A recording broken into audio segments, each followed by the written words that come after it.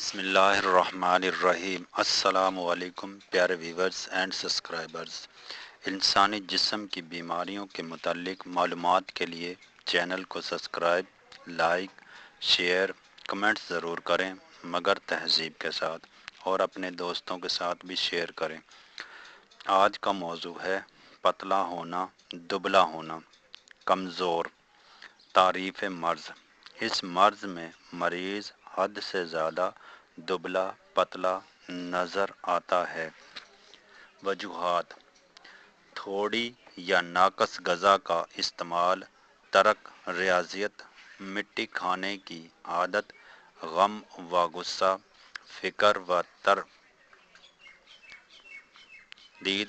کثرت ملاب، پیٹ کے کیڑے، جسم میں خون کا پیدا نہ ہونا وغیرہ سے یہ عارضہ ہو جاتا ہے۔ علامات: ہر ایک سبب کی علامات ظاہر ہوتی ہیں۔ ڈاکٹری علاج: اصلی سبب کے مطابق علاج کریں۔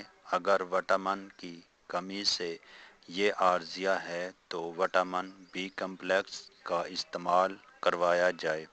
ملٹی وٹامن کی ٹیبلٹ بھی مفید ہیں۔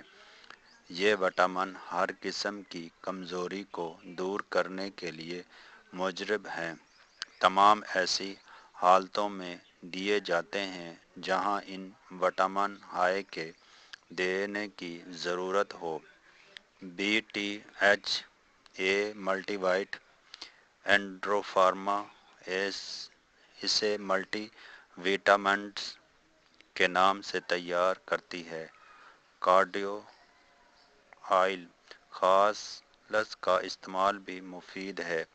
اگر معدہ یا جگر کی خرابی سے یہ عارضہ ہو تو اس کے مطابق علاج کریں۔ اس سلسلے میں اسٹین سیرپ یا فلوز سیرپ کا استعمال بھی مفید ہے۔ دبلا پن دور کرنے کے لیے تازہ سبزیاں اور فروٹ بھی نہایت مفید ہیں۔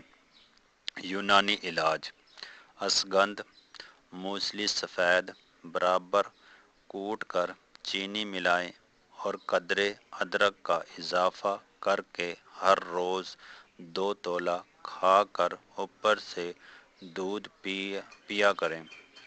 نمبر 2، مغز بادام نشاستہ قطیرہ چینی برابر لے کر، یعنی ایک جیسا وزن لے کر سفوف بنائیں اور بقدر 1 تولہ کھلا کر اوپر سے دودھ گائے پی لیا کریں۔